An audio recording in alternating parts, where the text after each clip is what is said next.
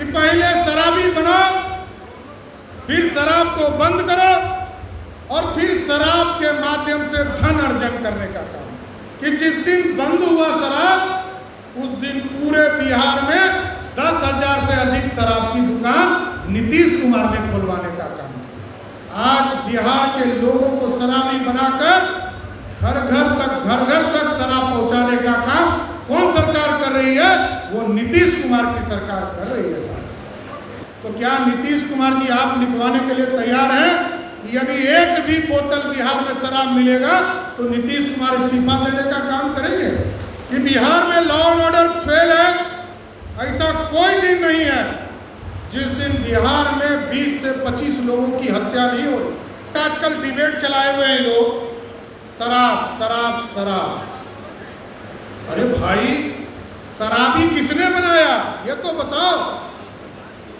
बिहार में लगभग 987 शराब की दुकानें हुई करती थी 2005 में।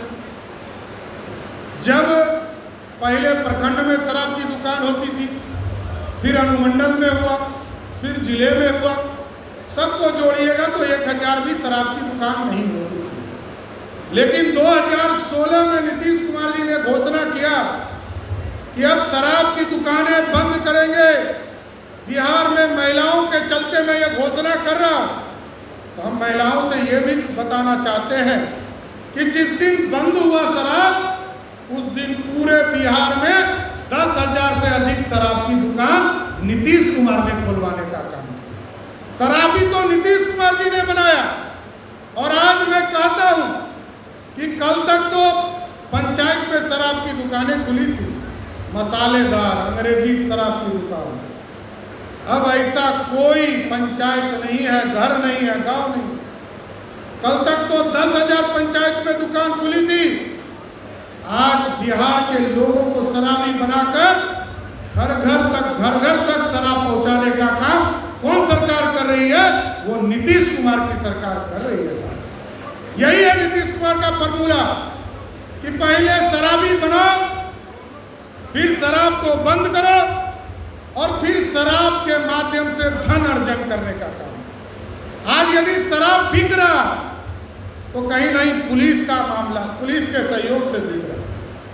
यह सरकार, यदि होम मिनिस्टर आप नीतीश बाबू आप हो, इसकी जिम्मेदारी तो आपको तय होनी चाहिए कि आप यदि मुख्यमंत्री हो और आपके राज्य में शराब बिक रहा तो इसका दोषी कौन दूसरा हो सकता है?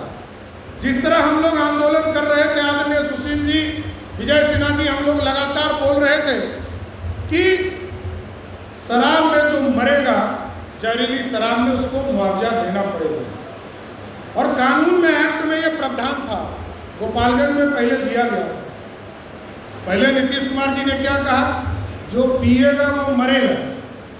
लेकिन जब हम लोग लगातार उस पर दबाव बनाते गए तो नीतीश कुमार जी को मानना पड़ा। और जब माने तो उन्होंने क्या कहा? उन्होंने कहा कि पूरी रूप से जो मरेंगे उनको ये लिख के देना पड़ेगा उनके परिवार को कि जो शराब है, जो शराब से मरे हैं, जहाँ से पिए हैं, खरीदे हैं, उनको ये लिख के देना पड़ेगा कि कहाँ से खरीदे। अरे भाई, जब जो व्यक्ति मर ही गया पी के, उनके परिवार का मदद करना है तो मदद कीजिए। उसकी चिंता क्या कर रहे हैं, कहाँ से आया, क्या आया? और यदि आप उनसे लिखवा सकते हैं तो क्या नीतीश कुमार जी आप लिखवाने के लिए तैयार हैं कि यदि एक भी बोतल बिहार में शराब मिलेगा तो नीतीश कुमार इस्तीफा देने का काम करेंगे? ये नहीं हो सकता। नीतीश कुमार जी आजकल स्वयं घोषित प्रधानमंत्री हो गए। कल ही दरभंगा में उन्होंने स्वयं को घोषित कर दिया कि देश के प्रधानमंत्री हम हैं।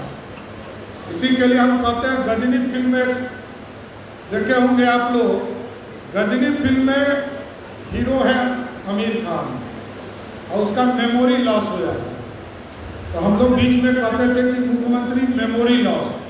अब तो हमको कहना पड़ेगा मेमोरी लॉस स्वयं घोषित प्रधानमंत्री। अब तो बदलना पड़ेगा।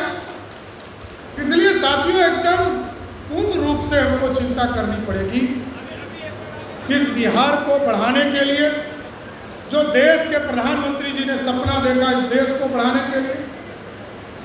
और आप सोचिए, इसके पहले भी प्रधानमंत्री आप लोगों ने देखा है, कल तक जब तक स्विच नहीं दबता था, तब तक श्रीमती गांधी का स्विच नहीं दबता था, तो इस देश में कोई प्रधानमंत्री बोलते थे क्या? अब इस देश के प्रधानमंत्री जी साफ तौर पर कहते हैं कि हम दुनिया में जाएंगे, दुनिया में लोगों से बात करेंगे और हिंदुस्तान के सर को उठा के जाएंगे। ना हम सर झुका के बात करेंगे, ना सर उठा के बात करेंगे, जिससे हम इंग्लैंड और अमेरिका वाले से आंख में आंख डालकर बात करने का काम